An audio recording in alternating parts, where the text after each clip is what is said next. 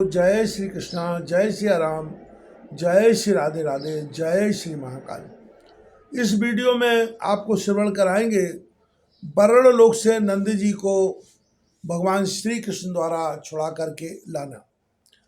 श्री सुखदेव जी कहते हैं, परीक्षित, नंद बाबा ने कार्तिक शुक्ल एकादशी का उपवास किया और भगवान की पूजा की तथा उसी दिन रात में द्वादशी लगने पर स्नान करने के लिए यमुना जल में प्रवेश किया। नंद बाबा को यह मालूम नहीं था कि यह असुरों की बेला है, इसलिए रात के समय ही यमुना जल में प्रवेश कर गए। उस समय वरुण के सेवक एक असुर ने उन्हें पकड़ लिया और वह अपने स्वामी के पास ले गया।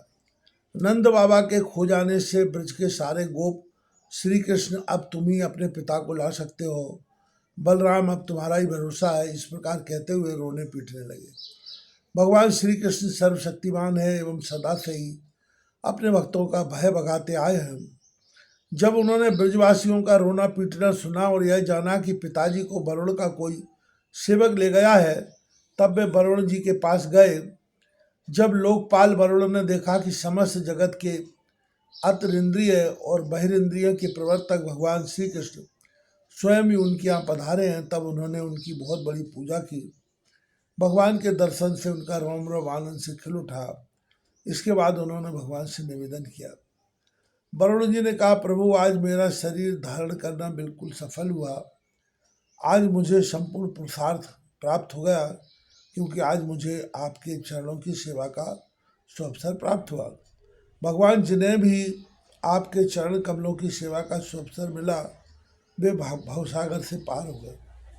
आप भक्तों के भगवान, वेदांतियों के ब्रह्म और योगियों के परमात्मा हैं।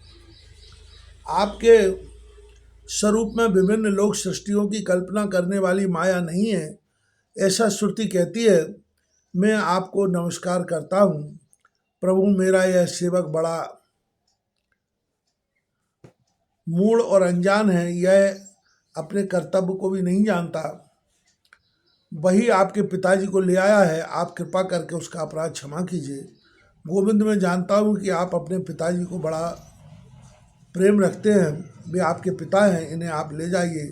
परंतु भगवान, आप सबके अंतर्यामी, सबके साक्षी हैं, इसलिए विश्वभुवन श्री कृष्ण, आप मुझ दास पर भी कृपा कीजिए।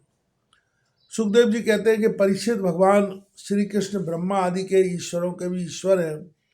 लोकपाल वरुण ने इस प्रकार उनकी स्तुति करके उन्हें प्रसन्न किया।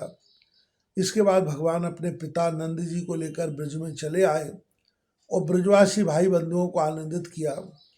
नंद बाबा ने वरुण लोक में लोकपाल के इंद्रियातीत ऐश्वर्य और सुख संपत्ति को देखकर तथा यह भी देखा कि वहाँ के निवासी उनके पुत्र श्री कृष्ण के चरणों में झुक झुक कर प्रणाम कर रहे हैं, उन्हें बड़ा विस्मय हुआ। उन्होंने ब्रज में आकर अपने जाति भाइयों को सब बातें कह सुनाई। परीक्षित, भगवान के प्रेमी गोप यह सुनकर ऐसा समझने लगे कि अरे, ये तो स्वयं भगवान है। तब उन्होंने मन ही मन बड़ी उत्सुकता से विचार किया कि क्या कभी जगदीश्वर भगवान श्री कृष्ण हम लोगों को भी अपना वह मायातीत स्वधाम, जहाँ केवल इनके प्रेमी भक्ति जा सकते हैं, दिखलाएंगे। परीक्षित, भगवान श्री कृष्ण स्वयं सर्वदर्शी हैं, भला उनसे यह बात कैसे छिपी रहती है। वे अपने आत्मीय गोपों की यह अभिलाषा जान गए और उनका संकल्प सिद्ध करने के लिए कृपा से भरकर इस प्रकार सोचने लगे। इस संसार में जीव अज्ञानवश शरीर में आत्मबुद्धि करके भांति भांति की कामना और उनकी पूर्ति के लिए नाना प्रकार के कर्म करता है।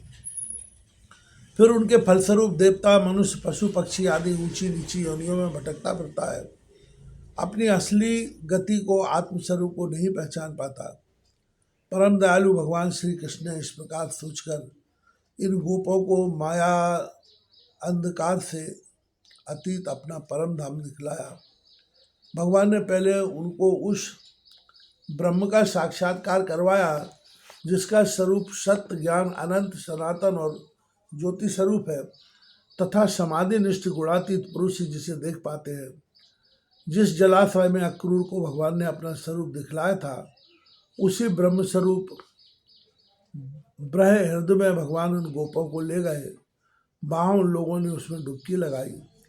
वे ब्रह्म हृदय में प्रवेश कर गए। तब भगवान ने उसमें से उनको निकाल कर अपने परम धाम का दर्शन कराया। उस दिव्य भगवत स्वरूप लोक को देखकर नंद आदि गोप परमानंद में मग्न हो गए। वहां उन्होंने देखा कि सारे वेद मूर्तिमान होकर भगवान श्री कृष्ण की स्तुति कर रहे हैं। यह देखकर वे सबके सब परम विस्मित हो गए।